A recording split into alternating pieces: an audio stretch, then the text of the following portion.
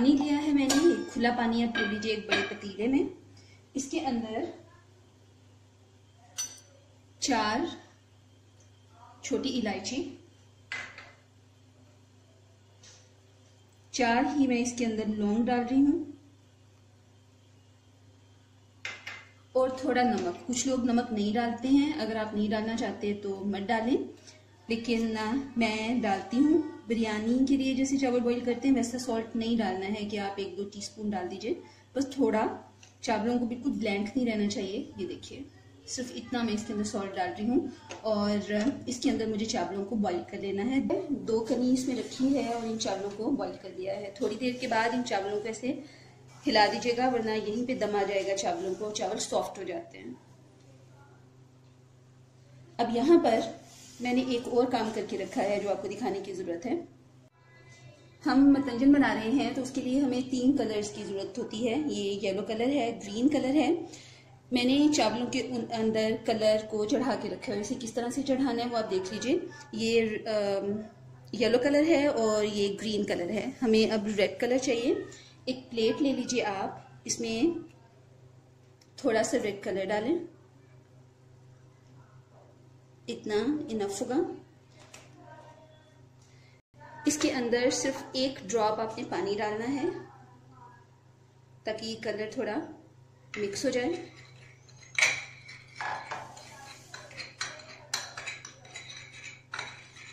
और इसके अंदर 2 से 3 टेबलस्पून आप चावल डाल दीजिए, और इसको आपने मिक्स करना है।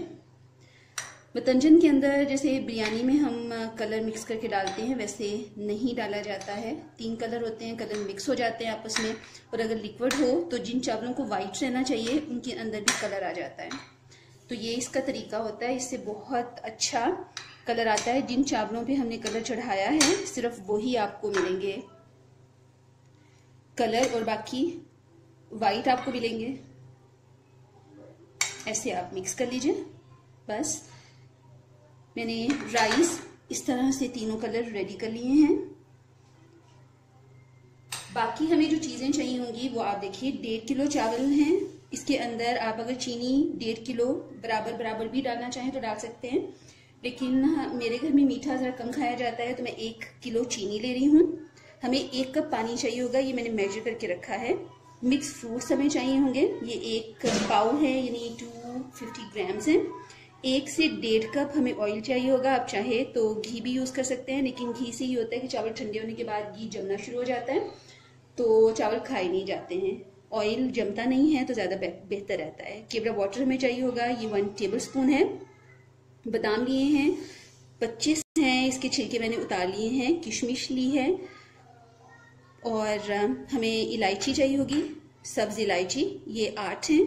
लौंग हमें चाहिए होंगे, ये भी 8 हैं। नारियल है जिसे मैंने यूं बड़ा बड़ा काट दिया है। बस इन चीजों की हमें जरूरत होगी।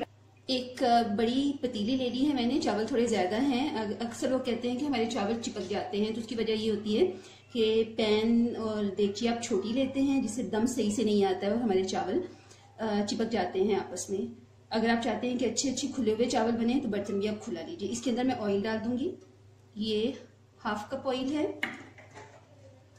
और ये 1 कप।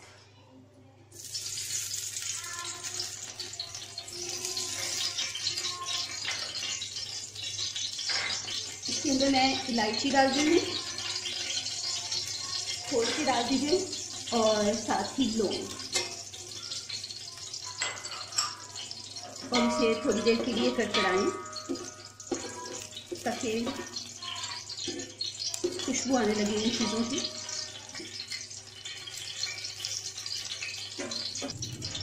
खुशबू आने लगी है अच्छी सी। इसके अंदर मैं पानी डाल दूंगी, जो मैंने आपको बताया था। 1 कप पानी है, और चीनी इसके अंदर जाएगी। ये मैंने मेजर करके रखी है, 1 kg मैंने ली है शुगर। और मुझे इसे पकाना है इतनी देर कि एक अच्छी सी चाशनी बन जाए। चम्मच साथ साथ चलाते रहिए आप, वरना चीनी जो है वो नीचे बैठ जाती है और जलना शुरू हो जाती है। अब मुझे इसके अंदर चावल डालने हैं, मैं आपको डाल के दिखाती हूँ, क्योंकि ये बहुत गर्म है और ये बहुत एहतियात के साथ डालने पड़ेंगे।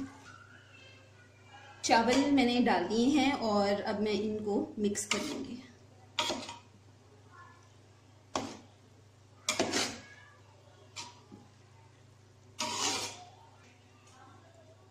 चावलों को अच्छी तरह से आपने मिक्स कर लेना है, सब चाशनी चावलों को लग जानी चाहिए। और आप देख रहे हैं अभी इसमें थोड़ा लिक्विड है, अगर आपको दिख रहा है तो इसे मैं थोड़ा पकाऊंगी ताकि दम वाली जो इसकी कंडीशन होती है उस पर आ जाए। ये अब मुझे इसके अंदर बाकी चीज़ें डालनी है। ये केवड़ा वाटर है, ये मैं डाल दूंगी इसके अंदर।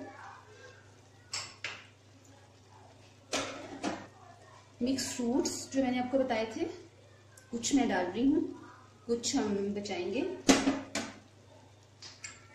आमंड्स,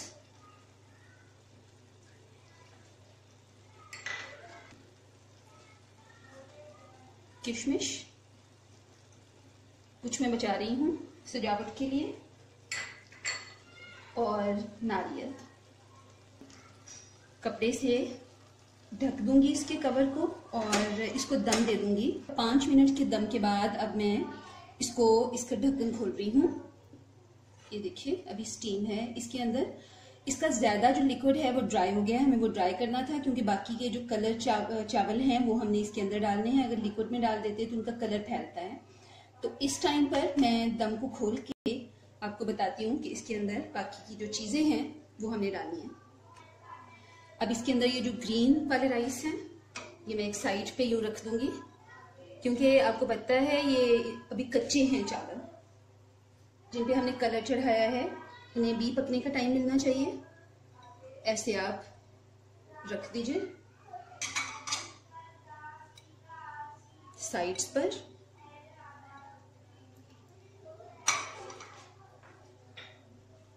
ड्राई फ्रूट्स जो बाकी बचे थे उनमें से कुछ मैं अभी डाल रही हूँ।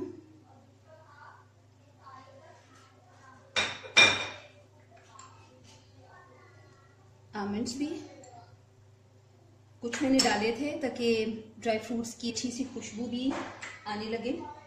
नारियल की बड़ी अच्छी खुशबू आती है।